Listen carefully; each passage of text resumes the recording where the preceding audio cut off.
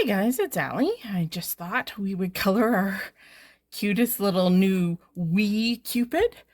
And we're going to do fairly simple coloring today. We're just going to do skin.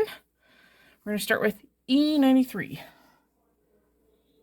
For skin, I tend to do a base layer first.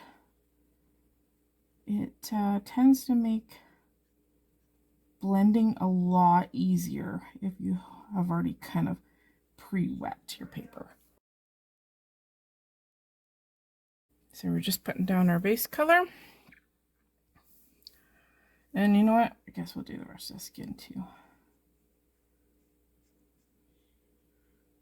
Do the arm. Don't forget the cute little armpit.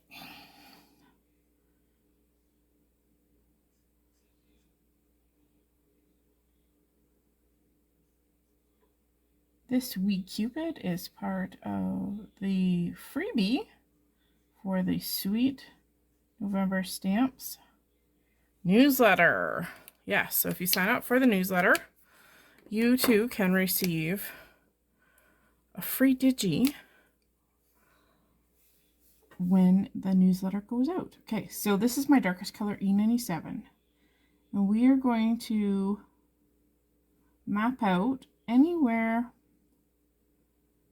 that is going to have a shadow. So we're going to go underneath all of his hair. We're going to come down the side of his face. And we're going to go a little bit on the inside of the ear. And sometimes I do a little bit kind of like on their eyelids too, and maybe a little bit on his cheek. And we're going to go under the arm, right across, and a little bit the armpit. We're going to do where the fabric crosses over the leg, under that leg too, because anywhere that anything overlaps, that's where you want to put a little bit of your dark color, because that's where the shadow is. There we go. And we're going to go to our mid-tone. This time it is E95. Oh, this marker must be full. Look at that. Woo! And I have to clean up that sucker. So, and this is the reason why I take my both ends off of my marker. Because if I have my marker do that on my image, I would be really sad. So in order to not have that happen, I take off both caps of my marker so that the pressure doesn't push out any of that ink. I'm just coloring in those eyelids. We're going to go over top of our previous dark color. This helps with the blending process. We're going to do his whole armpit in the mid-tone. A little bit on the leg. And again, I'm overlapping that dark color. This helps with blending. There we go. Super easy. Now, if you ever have this, I just use a piece of paper towel. I cut mine down. You might get a stain. If you get a stain, just use some rubbing alcohol and wipe it down and it'll come right off. This is alcohol based and it will basically get rid of the ink. Okay, I am going to go back to, I'm actually going to flip that upside down. Make sure I have, oh, see, and I have ink on my finger.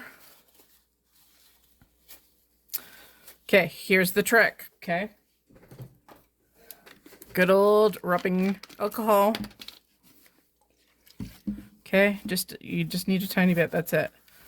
And then you just wipe away.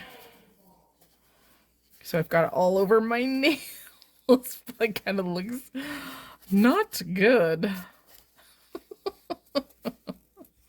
These are the hazards of working with art supplies and bare hands.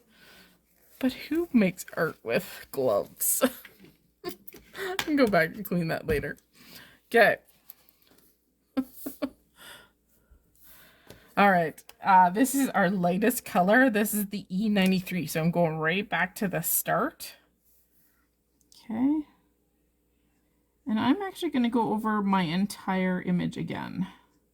Now, if you don't feel that your darks are dark enough, you can absolutely go back and go over top any of those images. The nice thing about alcohol markers is they're transparent. So you're just going to go over top. And of course you can go back and blend many times. You may have to allow for your image to completely dry first and then go back. But this makes for a nice, soft, kind of warm glow. We are going to brighten up those cheeks. We'll see if this is dark enough. This is an R20. And sometimes, like the R20 is not giving me a dark enough cheek. So let's step up just one more to an R21. Sometimes I go right into I almost use it like a shadow color too. There we go. We just warmed up his cheek a little bit, and we'll warm up this one too. There we go. Where's our cutie patootie? There we go. Another skin color for the books. See you again soon.